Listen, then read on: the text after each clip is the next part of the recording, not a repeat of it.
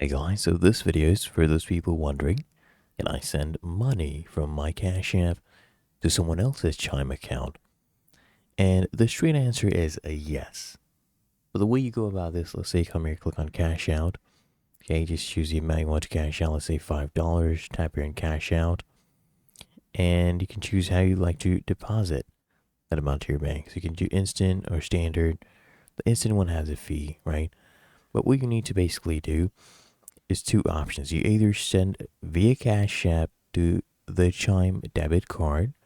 So you enter the debit card number, expiration date, CVV code, a zip code, and you link that card and you keep sending it there, or you send it to your bank and then to Chime.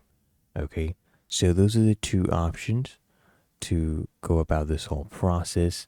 So you're using the debit card, the Chime debit card, or the bank as an intermediary.